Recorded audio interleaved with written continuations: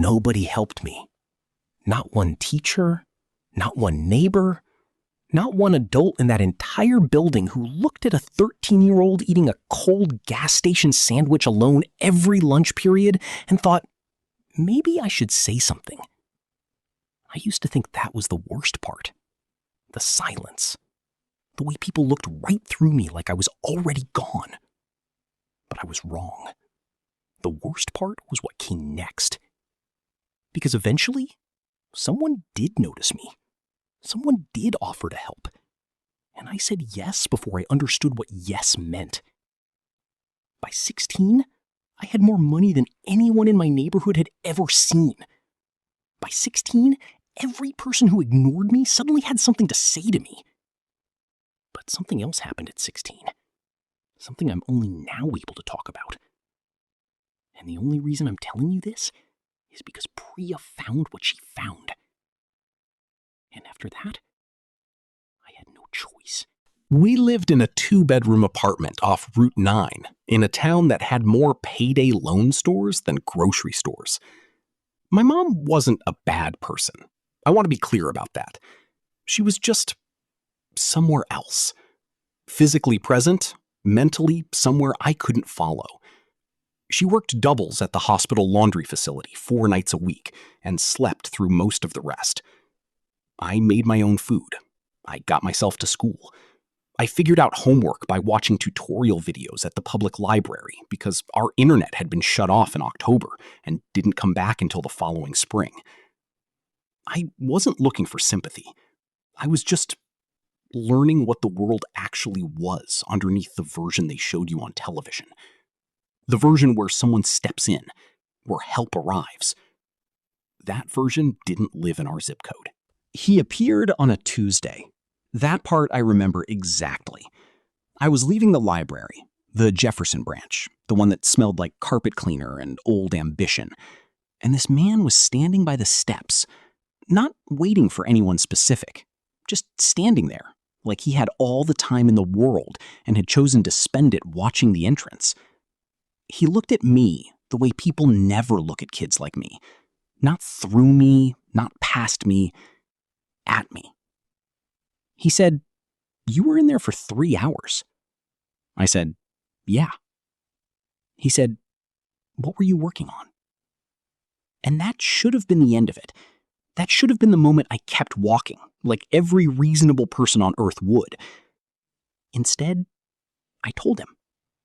I talked for 45 minutes about arbitrage models I'd been reading about, drop shipping margins, wholesale licensing, all the things I'd been quietly obsessing over alone in that library for 6 months. He didn't check his phone once. He just listened.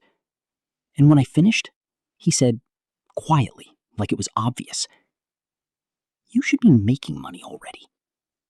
Would you like to?" Priya was the only one who asked questions. She'd been my only real friend since 7th grade.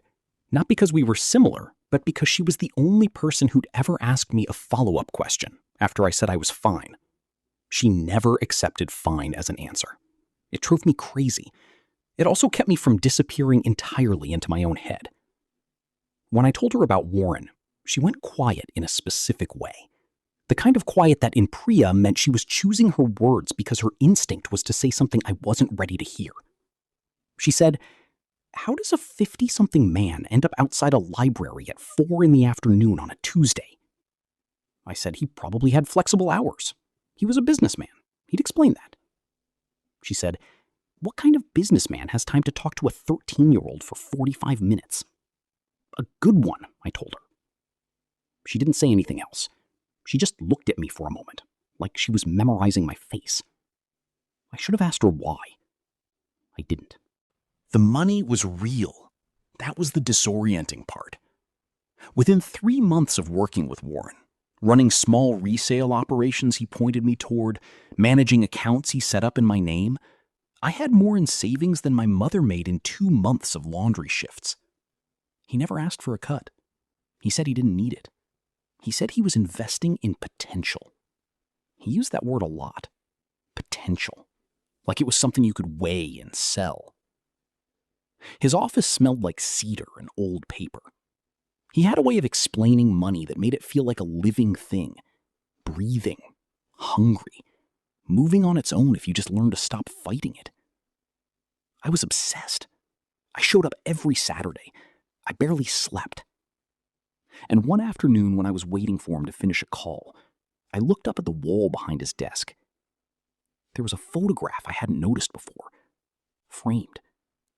A boy, maybe my age, standing in what looked like the same office. He looked exactly like me. I asked Warren about it when he came back. He smiled and said, "A previous student. Brilliant kid. Lost touch." I didn't ask what that meant. I wish I had. Priya found the article on a Friday night. She told me later she almost didn't look. She said she told herself to let it go, that she was being paranoid, that she had no business digging into my life like that. But she'd kept thinking about that photograph I described.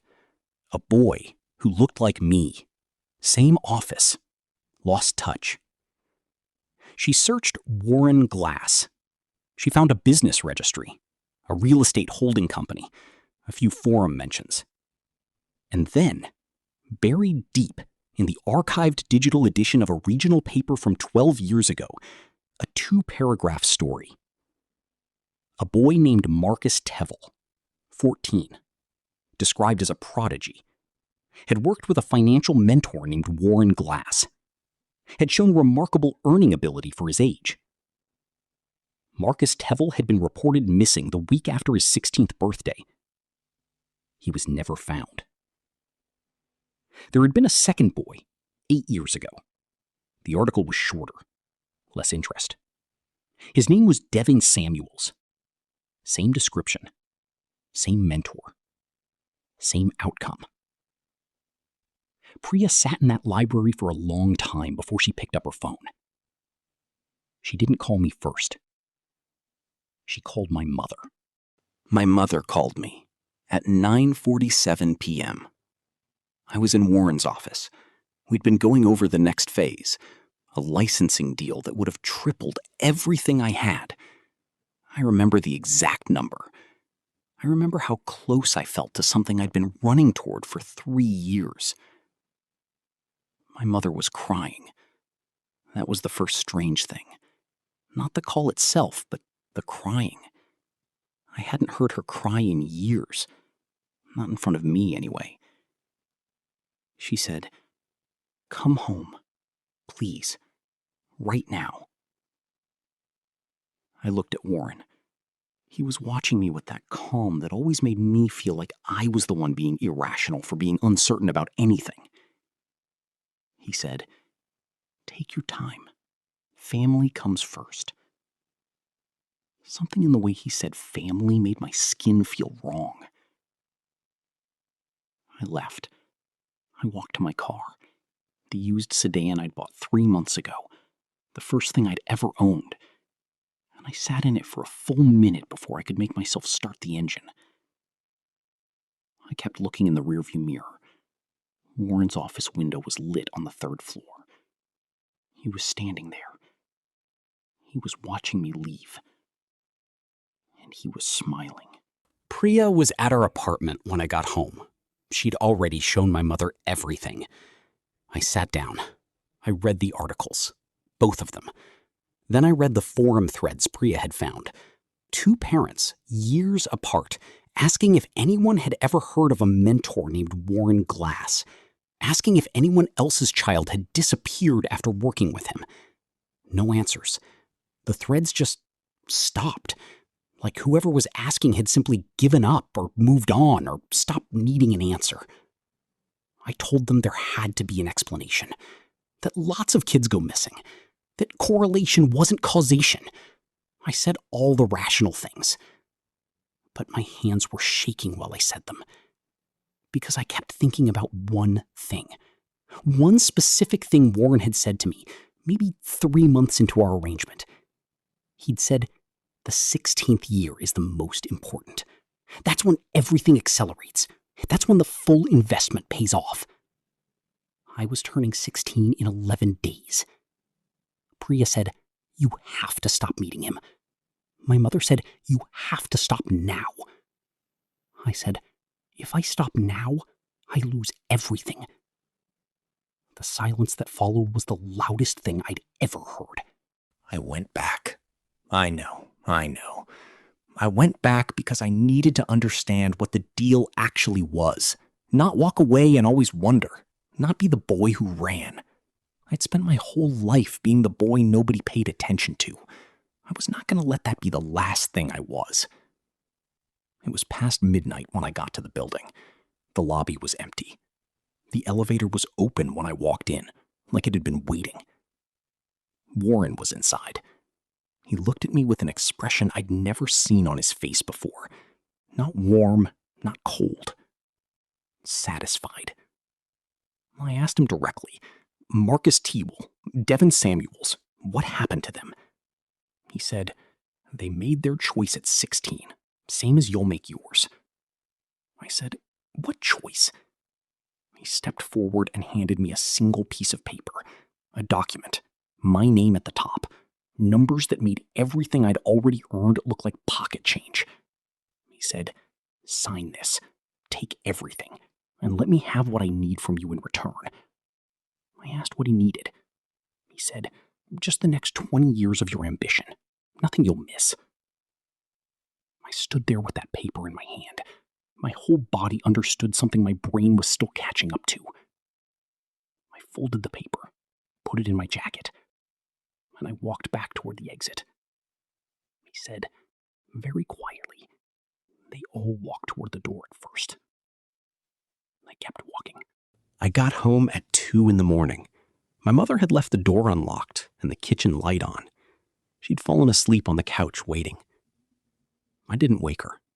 I just sat in the kitchen for a while, looking at the table where I used to do homework alone. The same table, the same peeling edge on the corner where the laminate had curled up since I was 9. A lot of things felt very small and very large at the same time. In the morning, I called the bank and started the process of closing the accounts Warren had access to. I transferred what was mine into a new account in only my name. I reported what I knew to 2 different organizations. I filed documentation. I gave them the articles Priya found and the paper Warren had handed me, which I'd photographed before he could ask for it back. Nothing moved fast. These things rarely do. But I had the proof, and Priya was the kind of person who would make sure it got somewhere eventually. As for Warren Glass, he was gone from the building by the time anyone official went looking. The office was empty. The company registration was dissolved within 48 hours. No forwarding address, no trace. Whatever he was, wherever he went, he'd done this before, and he would do it again. Here's the part I haven't told anyone publicly until now. 2 weeks after everything, after the accounts, after the reports, after Warren had vanished, Priya got a message. Unknown number. 1 line.